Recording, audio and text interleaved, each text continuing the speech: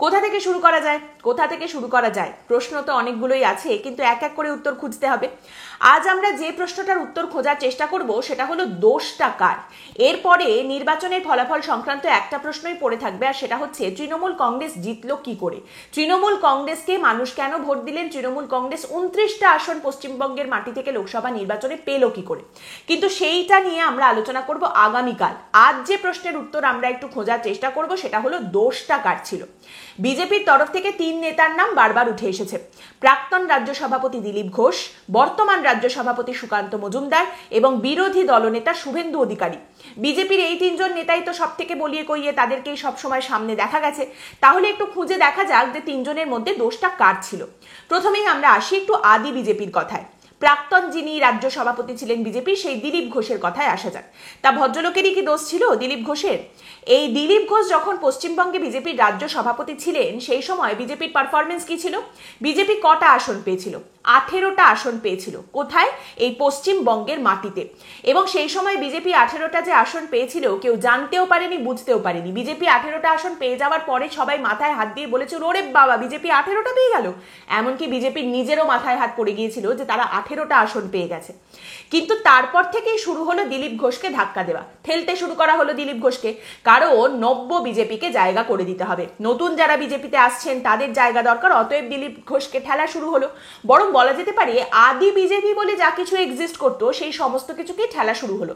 তাকে তুলতে হবে, তাকে তুলতে হবে, নতুন যারা বিজেপিতে আসছেন তাদের জন্য জায়গা করতে হবে। দিলীপ ঘোষের আমলে 2019-এ বিজেপি যখন 18টা আসন পশ্চিমবঙ্গে পেয়েছিল, বিজেপির তো নিজেকে প্রশ্ন করা উচিত যে সেই সময় তো সেন্ট্রাল ফান্ডের টাকাও বন্ধ করতে হয়নি, আর ইডিসিবিআই এর সাহায্যে রাজনীতিও করতে হয়নি। তাহলে বেশ, প্রথমেই চলে গেল ভদ্রলোকের রাজ্য সভাপতির পদটা, তারপরে তার অফিসের চেয়ারটা গেল, তারপরে যে জায়গা থেকে জিতে তিনি সাংসদ হয়েছিলেন, যেখানে নাকি তিনি এতদিন ধরে নিজের সংগঠন গড়ে তুলেছিলেন, সেই জায়গাটাও তার হাত থেকে গেল। মেদিনীপুর থেকে তাকে সরিয়ে নেওয়া হলো এবং তাকে এনে ফেলা হলো অন্য একটি জায়গায়। এবার মেদিনীপুর থেকে তাকে সরিয়ে আনার পরে শুভেন্দু অধিকারীর গড় নাকি মেদিনীপুর বলে সেখানে যাকে প্রার্থী করা হলো অগ্নিমিত্রা পাল, তিনি বললেন আমাকে ডবল মার্জিনে এখান থেকে জিততে হবে। মানে যেখানে যুক্তি দেওয়া হচ্ছে যে দিলীপ ঘোষকে মেদিনীপুর থেকে সরিয়ে নিয়ে যাওয়া হচ্ছে কারণ দিলীপ ঘোষ জিততে পারবেন না মেদিনীপুরে, সেখানে অগ্নিমিত্রা পাল কি করে ডাবল মার্জিনে জিতবেন, প্রশ্ন তো থেকেই গেল। যাই হোক, দিলীপ ঘোষকে সরিয়ে এবার যে জায়গায় এনে ফেলা হলো বর্ধমান দুর্গাপুর, সেটা বিজেপির জায়গা নয়, সেখানে বিজেপির শক্ত ঘাঁটি নেই, সংগঠন নেই, কিন্তু সেখানে দিলীপ ঘোষকে বসিয়ে দেওয়া হলো প্রার্থী করে। এখন যদি বলা হয় যে যে জায়গায় বিজেপির সংগঠন নেই, ঘাঁটি নেই, শক্তিশালী মাটি নেই, সেখানে দিলীপ ঘোষকে ইচ্ছে করেই প্রার্থী করা হয়েছিল যাতে দিলীপ ঘোষ হেরে যান, শেষ যেটুকু তার কাছে পড়ে রয়েছে, সাংসদ তকমা যেটুকু তার কাছে পড়ে রয়েছে, সেটাও যাতে আর না থাকে, সেই কারণেই ইচ্ছা করে দিলীপ ঘোষকে ওখানে পাঠানো হয়েছিল। তাহলে কি খুব ভুল বলা হবে? আদি বিজেপির সঙ্গে না সুকান্ত মজুমদারের ভালো চলে, না তৃণমূল থেকে বিজেপিতে আসা শুভেন্দু অধিকারীর ভালো চলে। অতএব ঠেলতে থাকো। কোন ঠাসা করতে করতে দিলীপ ঘোষের একেবারে জলাঞ্জলি। বর্ধমান দুর্গাপুরে দিলীপ ঘোষ হারলেন, ভোটের 4 দিন আগে তাকে ওখানে এনে ফেলা হয়েছিল, তাতে যা হওয়ার তাই হয়েছে। এবং মেদিনীপুর, যেখান থেকে দিলীপ ঘোষকে সরিয়ে নিয়ে আসা হয়েছিল, সেখানে অগ্নিমিত্রা পালও হারলেন। বেশ, দিলীপ ঘোষের তাহলে সাংসদ তকমা যেটুকু শেষ পড়েছিল সেটুকুও তার হাত থেকে গেল। এবার ব্যাপারটা হচ্ছে যে দিলীপ ঘোষের কাছে আজ আর কিছু পড়ে দিন। দিলীপ ঘোষকে বহুদিন ধরে আপনারা অপমান করেছেন, আপনারা বহুদিন ধরে তাকে মাটিতে বসিয়ে দিয়েছেন, যেরকম বিজেপির হাজার হাজার আদি কর্মীকেও আপনারা বসিয়ে দিয়েছেন, তাদেরও আপনারা দিনের পর দিন অপমান করেছেন, কারণ নব্য বিজেপিকে জায়গা করে দিতে হবে। নতুন যারা বিজেপিতে আসছে তাদের আসার সঙ্গে সঙ্গে আপনারা পদ দিয়ে দিয়েছেন, সভাপতি করে দিয়েছেন, এটা করে দিয়েছেন, ওটা করে দিয়েছেন, এবং এর চক্করে আদি বিজেপিকে ক্রমাগত ঠেলতে থেকেছে নতুন বিজেপি। এর আরো একটা উদাহরণ আপনাদের দেব, বীরভূম। তখন বীরভূমে অনুব্রত মণ্ডল রয়েছেন, অনুব্রত মণ্ডল তখনও জেলে যাননি, বীরভূমে অনুব্রত মণ্ডলের দাপট চলছে। তো সেই বীরভূমে যেখানে বিরোধী রাজনৈতিক দল করার মতো লোকজন খুঁজে পাওয়া যায় না, তখনও বিজেপির ঝান্ডা ধরে অনুব্রত মণ্ডলের দাপটের সঙ্গে যিনি লড়াই করে মার খাচ্ছেন বিজেপির হয়ে, তিনি ছিলেন বীরভূমে দুধকুমার মণ্ডল। তাহলে এইবারে বিজেপির তরফ থেকে বীরভূমের লোকসভা নির্বাচনে এই দুধকুমার মণ্ডলকে প্রার্থী করা হলো না কেন? তার বদলে আপনারা কাকে প্রার্থী করলেন? শীতলকুচি খ্যাত সেই আইপিএস অফিসার, প্রাক্তন প্রাক্তন আইপিএস অফিসার দেবাশিস ধরকে। ভোটের 4 দিন আগে জানা গেল তার কাছে ছাড়পত্র নেই। রাজ্য সরকার বদমাইশি করে ছাড়পত্র দেয়নি, শুধু তাই নয়, তিনি আদালত পর্যন্ত ঘুরে চলে এলেন। আদালত বলল এখানে আমাদের কিচ্ছু করার নেই, ব্যাস তিনি প্রার্থী হতে পারবেন না। এরপরে আপনারা কি করলেন না, আপনারা সেই কলকাতার পার্শ্ববর্তী অঞ্চলে বিধানসভা নির্বাচনে দাঁড়িয়ে যিনি হেরেছিলেন সেই দেবতনু ভট্টাচার্যকে বীরভূমে নিয়ে এসে বিজেপি প্রার্থী করে দাঁড় করিয়ে দিলেন। ফলাফলটা কি হলো? হারলেন তো বটেই, হারার একটা সুন্দর লাইন তৈরি করলেন। যাই হোক, এইবার বরঞ্চ আমরা আদি বিজেপি থেকে একটু নতুনের দিকে আসি। প্রাক্তন রাজ্য সভাপতি থেকে আমরা আসি বরং নতুন রাজ্য সভাপতি সুকান্ত মজুমদারের পারফরমেন্সের কথায়। সুকান্ত মজুমদার শিক্ষিত মানুষ, শিক্ষিত ব্যক্তি। ওরে বাবা, তিনি কি বলেছিলেন ভোটের আগে? তিনি বলেছিলেন, দেখে নেবেন, আমি বলে দিচ্ছি, ক্যামেরার সামনে একেবারে বুক ঠুকে বলছি, তৃণমূল কংগ্রেস এইবার পশ্চিমবঙ্গ থেকে যতগুলো আসন পাবে, বিজেপি তার থেকে একটা হলেও বেশি আসন পাবেই পাবে। ওরে বাস, বলে দিয়েছেন, একেবারে কোনো কথা হবে না। তারই সঙ্গে কি বলছেন, জিতে গেলে কি হবে? পশ্চিমবঙ্গে বিজেপি জিতে গেলে কি আর হবে? পশ্চিমবঙ্গ উত্তরপ্রদেশ হবে। উত্তরপ্রদেশে যেরকম বুলডোজার চলছে, যেরকম এনকাউন্টার হচ্ছে, পশ্চিমবঙ্গেও তাই হবে। ওরে বাবা, এক হাতে কলম, এক হাতে বন্দুক, আর মুখে বাতেলাই বাতেলা। একদিক থেকে সুকান্ত মজুমদার ঠিকই বলেছেন, উত্তরপ্রদেশ হয়েছে বটে পশ্চিমবঙ্গ। উত্তরপ্রদেশে যেরকম বিজেপির আসনে ধস নেমেছে, পশ্চিমবঙ্গেও তেমনটাই হয়েছে। আসলে কি বলুন তো, ওই জয় শ্রীরাম করতে করতে কখন ওই অযোধ্যায় হেরে যাবেন বুঝতেই পারবেন না, আর আমি করতে করতে কখন ব্যর্থতা গালে এসে হামি দিয়ে চলে যাবে ধরতেই পারবেন না। যাকগে, 2019-এর লোকসভা নির্বাচনে পশ্চিমবঙ্গের বালুরঘাট আসন থেকে সুকান্ত মজুমদার জিতেছিলেন 33,000 ভোটের মার্জিনে। এবার সেই সময় দিলীপ ঘোষ ছিলেন রাজ্য সভাপতি। এইবারে কি দেখা গেল? এইবারে দেখা গেল গণনার প্রথম রাউন্ড থেকেই টেনে হিঁচড়ে কোনো রকমে তিনি এগোচ্ছেন, মানে গতি তো নিতেই পারছেন না, ক্ষতিতেই চলছেন। ফাইনালি দেখা গেল সুকান্ত মজুমদার জিতেছেন 10,000 ভোটে।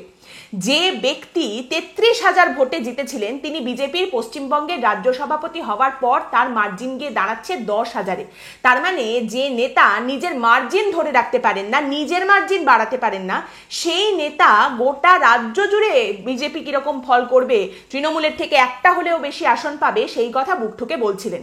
ঠিক আছে মশাই, অন্যরা কি পাবে না পাবে তার থেকে একটু নিজের দিকে যদি আপনি বেশি নজর দিতেন, অন্যদের সিট না গুনে নিজের সিটে যদি একটু বেশি নজর দিতেন, তাহলে হয়তো পারফরমেন্স এর থেকে একটু বেটার হলেও হতে পারত।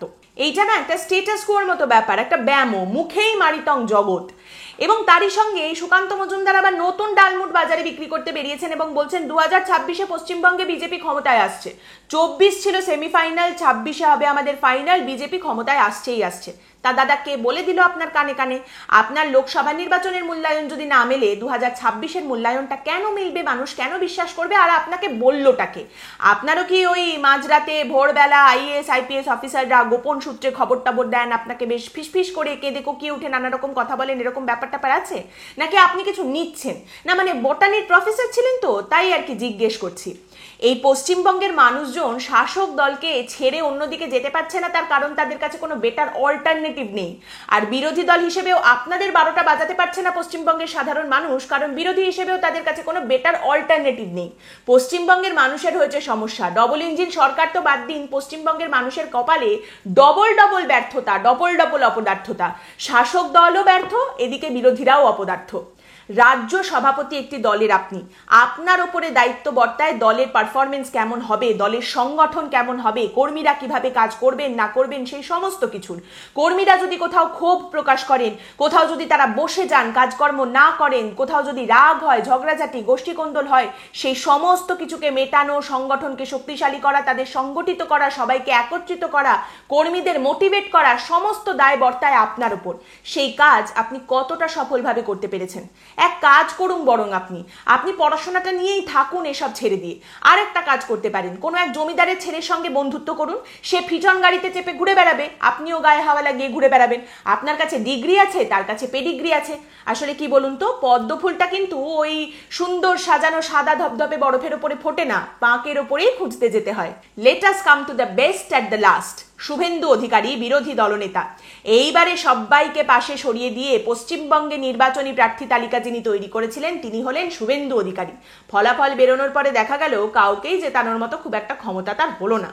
আসবো তার গড় হিসেবে পরিচিত যে জায়গা, সেই জায়গার কথাতেও তো অবশ্যই আসবো। তার আগে একটু হিসেব করা যাক। আপনি বিরোধী দলনেতা, কোথায় বিজেপির সংগঠনের কি হাল আপনি জানতেন না? বাঁকুড়ায় সুভাষ সরকারকে বিজেপির লোকজনরাই যে সহ্য করতে পারছে না, বিরোধিতা করছে, বিজেপির লোকজনই বাঁকুড়ায় সুভাষ সরকারকে দেখলে নোংরামি বার করে দেবো, শুটিয়ে লাল করে দেবো মনোভাব নিয়ে এগিয়ে যাচ্ছে, আপনি সেটা জানতেন না? রথীন চক্রবর্তীর যে পাপের ঘড়া পূর্ণ হয়েছে তাকে মোটেই লোকজন পছন্দ করছেন না, আপনি সেটা জানতেন না? জানতেন আপনি সবটাই, কিন্তু আপনি ভেবেছিলেন মাথার ওপরে রয়েছে মোদি আর নিচে রয়েছে গদি, আমায় হারায় কার সাধ্য, না জিতে যাবেটা কোথায়? তার সঙ্গে আপনার দাপট, বারবার আপনি বলেন নন্দীগ্রামে মমতা বন্দ্যোপাধ্যায়কে আমি হারিয়েছি। কি ধরনের মানসিকতা মশাই? 5 বছর আগে মাংস খেয়েছেন, আজ অব্দি তার গন্ধ শোকাচ্ছেন, তাতেও যদি খুব সাংঘাতিক কিছু করতে পারতেন। কিন্তু সব থেকে বড় আপনার যে এক্সপ্লয়টেশন, সেটার কথাই একটু আসা যাক। সন্দেশখালীর মহিলারা, সন্দেশখালীতে মহিলাদের সঙ্গে যে অত্যাচার, যে নিগ্রহের কথা সামনে উঠে এসেছে, যে অভিযোগের কথা সামনে এসেছে, অত্যন্ত ঘৃণ্য সেই অপরাধ, অত্যন্ত ঘৃণ্য সেই নিগ্রহের কথা বারবার সামনে উঠে এসেছে। আপনি রাজনৈতিক স্বার্থে তাদের ব্যবহার করেননি, তাদের পাশে রাজনৈতিক লাভের আশা ছাড়া কোনোভাবেই দাঁড়ানো যেত না, তাই না? আপনি সন্দেশখালীর মহিলাদের, তাদের অত্যাচার নিগ্রহের ঘটনাকে রাজনৈতিক স্বার্থে ব্যবহার করেছেন। সন্দেশখালীর ওই মহিলাদের বারবার আপনি বিজেপির নির্বাচনী প্রচারে এগিয়ে দিয়েছেন, তাদের ঠেলে দিয়েছেন, তাদের নিগ্রহ এবং অত্যাচারের কথা মানুষকে শুনিয়েছেন। এই কারণে নয় যাতে মানুষ তাদের অত্যাচারের কথা জানতে পারেন, এই কারণে যাতে সেখান থেকে আপনি পলিটিক্যাল ডিভিডেন্ড তুলতে পারেন। অর্থাৎ মহিলাদের ধর্ষণ, মহিলাদের নিগ্রহ, অত্যাচারের কথাকে আপনিও রাজনৈতিক স্বার্থে ব্যবহার করেছেন। আমরা এমন একটা রাজ্যে থাকি যে রাজ্যের মুখ্যমন্ত্রী একটা সময় ধর্ষণকে বলেছিলেন ছোট ঘটনা, সাজানো ঘটনা। একটা সময় ধর্ষিত এক মেয়ের দিকে আঙুল তুলে মুখ্যমন্ত্রী বলেছিলেন ওর একটা লাভ অ্যাফেয়ার ছিল মনে হয়। সেই রাজ্যে আপনি আগামীর মুখ্যমন্ত্রী, এইরকম স্বপ্ন অনেকেই দেখেন। তাহলে আপনি আলাদাটা কি করে হলেন? You are the same culprit, আপনিও একই দোষে দুষ্ট, আপনিও নারীদের এমন কি মর্যাদা দিলেন, কি সম্মানটা রক্ষা করলেন? এবং সব থেকে বড় কথা, বসিরহাট লোকসভা কেন্দ্রে যাকে আপনি প্রার্থী করে সামনে এগিয়ে দিলেন, রেখা পাত্র, তাকে শুধুমাত্র সে লড়াকু মুখ, প্রতিবাদী মুখ, সেই কারণে এগিয়ে দিয়েছিলেন? তাই যদি হবে তাহলে আরো 2 বছর অপেক্ষা করে 2 বছর ধরে তাকে পলিটিক্যালি তৈরি করে বিধানসভা নির্বাচনে কেন আপনি সন্দেশখালী থেকে রেখা পাত্রকে প্রার্থী করলেন না? তাড়াহুড়ো করে এই লোকসভা নির্বাচনেই কেন দাঁড় করিয়ে দিলেন? আপনি জানতেন না যে সন্দেশখালী এলাকাটুকু বসিরহাট লোকসভা কেন্দ্রের সমান নয়, দুটো এক জিনিস নয়। সন্দেশখালী থেকে লিড পাওয়া বসিরহাটে জেতা নয়, এটা আপনি জানতেন না? রেখা পাত্রের দারিদ্র, তার আবেগ, তার লড়াইকে আপনি পলিটিক্যাল ডিভিডেন্ডের জন্য ব্যবহার করেননি। আজকের এই পর্ব যদি আপনার কাছে পৌঁছায় তাহলে আপনার কাছে একটাই অনুরোধ থাকবে, দয়া করে সন্দেশখালীতে ওই মহিলাদের পাশে গিয়ে দাঁড়ান। কারণ 2021-এ আপনারা দাঁড়াননি, আপনারা পালিয়ে গিয়েছিলেন। আপনাদের কর্মী সমর্থকদের ওপরে যখন আক্রমণ, অত্যাচার নেমে এসেছিল, আপনারা পালিয়ে গিয়েছিলেন, আপনারা তাদের পাশে দাঁড়াননি। একটা সময় আমরা দেখেছি যে নির্বাচনের পর যখনই এই ধরনের অত্যাচার নেমে আসে বিরোধী দলের ওপরে, তখনই এই কথাটা উঠে আসে যে বড় বড় নেতাকে পাশে পাওয়া যাচ্ছে কিনা।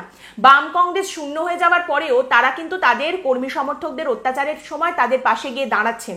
অধীর রঞ্জন চৌধুরী আজ বলেছেন অন ক্যামেরা, ক্ষোভ থাকলে, যদি কোনো ক্ষোভ থাকে শাসক দলের কংগ্রেসকে নিয়ে, তাহলে অধীর রঞ্জন চৌধুরী বলছেন আমাকে জেলে পুরে দিন, কংগ্রেসের কর্মীদের ওপরে দয়া করে আক্রমণ নামাবেন না, তাদের আঘাত করবেন না।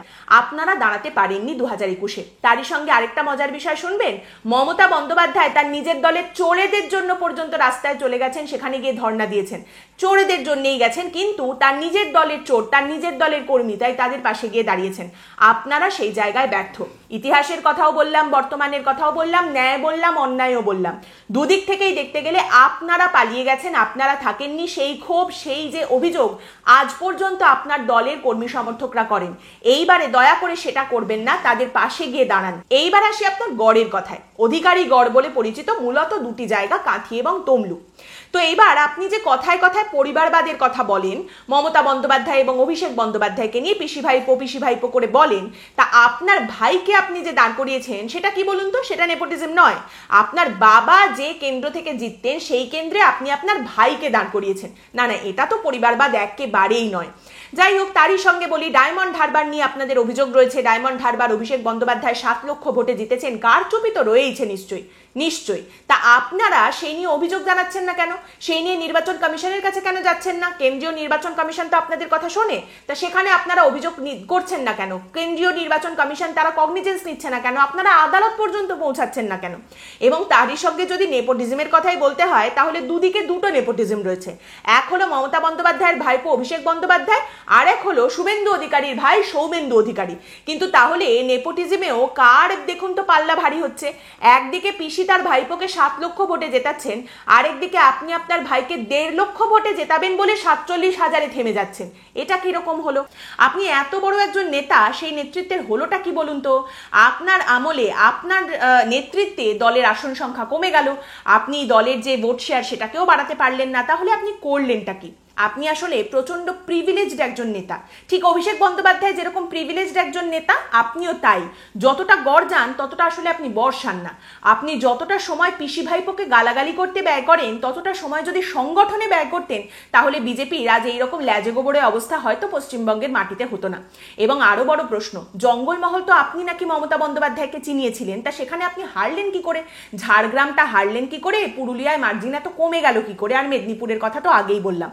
আর তমলুক আপনার আরেক গড়, সেটার কথাতেই যদি আসি, অভিজিৎ গঙ্গোপাধ্যায় প্রাক্তন বিচারপতি, তাকে এনে দাঁড় করালেন। আপনার কথাতেই ড্যাং ড্যাং করে তিনিও শিয়ালদার মোড়ে আলু কাবড়ি খেতে খেতে সিটিং জাজের জায়গাটা ছেড়ে দিয়ে রিজাইন করে এসে দাঁড়িয়ে পড়লেন নির্বাচনে। 1 লক্ষ মার্জিনে নাকি তাকে আপনি জেতাবেন। তিনি সক্রিয় নির্বাচনী রাজনীতিতে তখনও কিছুই বোঝেন না, কিন্তু নির্বাচনী রাজনীতিতে তিনি নেমে পড়লেন। যোগ দেওয়ার সঙ্গে সঙ্গে বিজেপিতে তিনি প্রার্থীও হয়ে দাঁড়িয়ে পড়লেন। তারপর আপনারই বুলি আওড়াতে শুরু করলেন, সরকার পড়ে যাবে, সরকার ভেঙে যাবে, সরকার বেশি দিন থাকবে না। তারই সঙ্গে মমতা বন্দ্যোপাধ্যায়কে নিয়ে কটূক্তি, নির্বাচন কমিশনের তরফ থেকে ব্যান করা হলো একদিনের জন্য। এত কিছু করে হলোটা কি? আর অভিজিৎ গঙ্গোপাধ্যায়কেও তো প্রশ্ন করতে হয়, আপনি তো মশাই মাসিহা, আপনার এত দাপট, আপনি 1 লক্ষ মার্জিন নিতে পারলেন না? কালকে ছোকরারা আপনার সামনে দাঁড়িয়েছিল নির্বাচনে, তারা গোল খাইয়ে দিল, 1 লাখ থেকে আটকে দিল আপনাকে, 80,000-এ থেমে যেতে হলো। এরপরে মান সম্মান থাকবে তো? আসলে বিজেপিকে বলতে হয় যে আপনারা ওই 2021-এ জিতবেন ভেবে অশোক লাহিড়ীকে দাঁড় করিয়ে দিয়েছিলেন। 200 পারটা তো তারপর স্বপ্ন হয়েই রয়ে গেল, না হলে অশোক লাহিড়ীকে তো প্রায় মন্ত্রী করেই ফেলছিলেন। এবার অভিজিৎ গঙ্গোপাধ্যায়কে কি ভেবেছিলেন? পশ্চিমবঙ্গ থেকে দারুণ ফলাফল করে মোটামুটি 1 লাখের মার্জিনে তাকে জিতিয়ে ল মিনিস্টার করবেন ভেবেছিলেন নাকি? এইবার একবার জিতে তো গেছেন অভিজিৎ গঙ্গোপাধ্যায়, অমিত শাহকে বলে দেখবেন নাকি যে অভিজিৎ গাঙ্গুলিকে ল মিনিস্টার করা যাবে কিনা? চন্দ্রবাবু নাইডু, নীতিশ কুমার তারা পারমিশন দেবেন তো? আর একটা কথা বলি, বিজেপির তরফ থেকে এই মুহূর্তে বলা হচ্ছে হারার দুটো কারণ, গড় গড় করে বলে দিচ্ছেন, কেউ কিছু জানুন বা না জানুন, ভাতা আর মুসলিম ভোট ব্যাংক। আচ্ছা মশাই, ভাতার কথা তো আপনারাও বলেছিলেন, শুভেন্দু অধিকারী চিৎকার করে বলেছিলেন ভাতার পরিমাণ বাড়বে, 3,000 টাকা দেওয়া হবে, অমিত শাহ পর্যন্ত এসে বলেছিলেন ভাতা দেওয়া হবে। তাহলে ভাতার কথা আপনারা এতবার করে বলার পরেও এই কটা মাত্র আসন পেলেন কি করে? তৃণমূল এত বেশি আসন পেল কেন? এইটা কি করে কারণ হতে পারে? এবং দ্বিতীয় কথা, মুসলিম ভোট। এই যে বলে যাচ্ছেন, বলেই চলেছেন ক্রমাগত মুসলিম ভোট, মুসলিম ভোট, মুসলিম ভোট তৃণমূলের দিকে গেছে।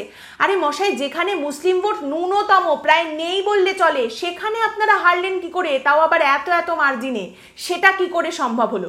তার মানে একটা বড় চাঙ্ক অফ হিন্দু ভোটও আপনাদের দিকে যায় না, সেটা আপনাদের মাথায় কি কিছুতেই ঢুকছে না?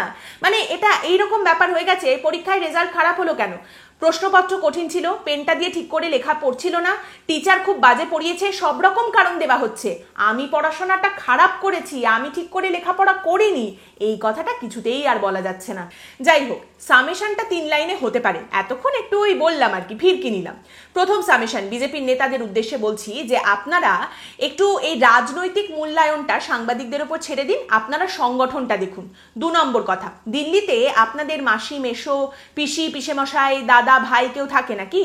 যদি না থাকে তাহলে কথায় কথায় এত দিল্লি যাওয়া বন্ধ করুন। কি বলুন তো, বাচ্চাদের মতো বারবার নালিশ করতে আর পারমিশন নিতে ছোটেন। আর 3 নম্বর কথাটা হচ্ছে, স্তাবক পোষা একটু কমান। স্তাবকেরা ভালো কিছু করতে পারবে না। শাসক দলের যারা রয়েছেন স্তাবকেরা, তারাও শাসক দলের খুব একটা কোনো উপকারে লাগেন না। আর আপনারাও এত এত স্তাবক রাখলেও তারা আপনাদের উপকারে মোটেই লাগবে না। এই কোর্টের দেওয়া প্যান্ডি আর দিল্লির দেওয়া জেলুসিল খেয়ে খেয়ে কতদিনই বা বাঁচবেন? এইভাবে কি খাওয়া যায় নাকি? এইভাবে তো শরীর খারাপ করবেই। ইমিউনিটি বাড়ান, তবে না খেয়ে আনন্দ পাবেন, না হলে তো এইরকমই বারবার বদহজম হবে। আজকের পর্ব এখানেই শেষ করছি। আপনাদের মতামত এই পর্ব সম্পর্কে অবশ্যই জানাবেন। কাল অবশ্যই আমরা সেই প্রশ্নটা নিয়ে আলোচনা করব যে তৃণমূল কংগ্রেস 29টা আসন পেল কি করে, কোনগুলো ইস্যু হয়ে দাঁড়ালো এবং তৃণমূলকে ভোটটা কারা দিল, কেন দিল, এই নিয়ে আলোচনা হবে আগামীকাল। আপনারা সকলে ভালো থাকবেন, কাল আবার দেখা হবে।